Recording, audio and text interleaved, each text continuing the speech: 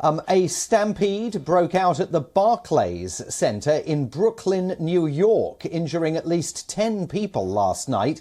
The crowd was leaving the arena after a boxing match when word of gunshots spread among the crowd. According to police, people heard loud noises and thought it was gunfire. People could be seen rushing back to the stadium to take cover. Some knocked others down as they tried to climb over seats or duck down on the floor of the arena. The shooting scare came, of course, after the recent mass shootings over the last couple of weeks in both Buffalo, New York, and, of course, Uvalde down in Texas. And joining us live now from New York is our correspondent, Susan Teherani, who can tell us more about this incident. Susan, this was a false alarm, right? But it does show how nervous people are in light of the latest atrocities.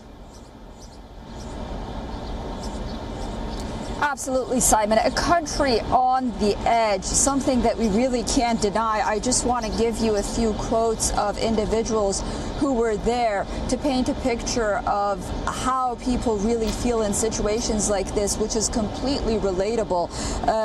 Quote, "It could happen at any place, any time, it seems. Nothing is off limits. We've become almost desanitized to these things." End of quote. Another quote, "We live in this country and there has been a lot of bad things headlines recently.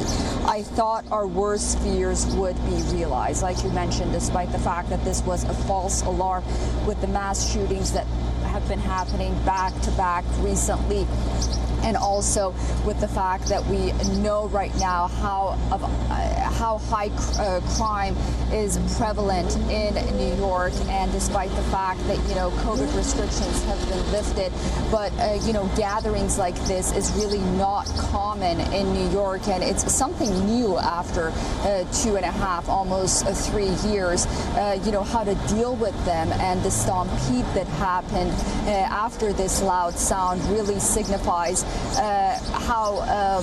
how we're trying to grapple really with a post-COVID world, with a post-lockdown world. And then, you know, you have the mental health issue that's constantly being talked about regarding individuals that could become violent at any time in any place again. New York really being a hotspot. I mean, you have the national aspect of it with the gun violence and the high crime in a lot of urban states, but then New York itself, you know, with the subway shootings and people being pushed on the railroad tracks. So all of this plays in the back of people's mind, and you just see, you know, it's a very human reaction that even though, you know, this was a false alarm, when they hear a loud sound, how people can react and how something like this could just go out of hand and so many people could be injured. And Susan, can we sort of reflect on the brittle state of American society on this Memorial Day holiday in the United States? It's not just a year this year. It's not just a day this year where people are going to be honouring the country's war dead, but they're also going to be thinking about the victims of gun violence, the COVID-19 death toll, and the general anxieties that are now rife in US society. Right, absolutely. And, you know, those are the issues that people are talking about. And for years, you know, we talk about Memorial Day, and while it is a day it's a national holiday, it's usually the unofficial start of the summer. You spend it with your family, with barbecues, and you know, usually by the beach and the poolside. But this year, like you mentioned, because we've had such bad news back to back, and then not to mention, you know, the state of the country's economy, you can't really undermine that.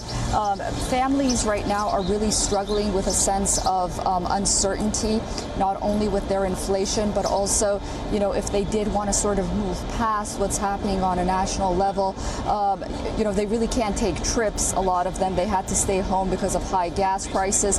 And then on the other hand, you know, you really have the backdrop of, you know, for the veterans at least, which is this Memorial Day is the most important. You have the backdrop of 20 years of the Afghan war, and this is the year of the Afghan withdrawal that we just had just, you know, less than a year ago. It's a reflection of that. And I just want to note that Today, incidentally, it is the 20th anniversary at the 9/11 memorial, where it would be the last day 20 years ago where cleanup operations took place and was basically put to a halt after the 9/11 attacks, where symbolically the last piece of metal was taken away.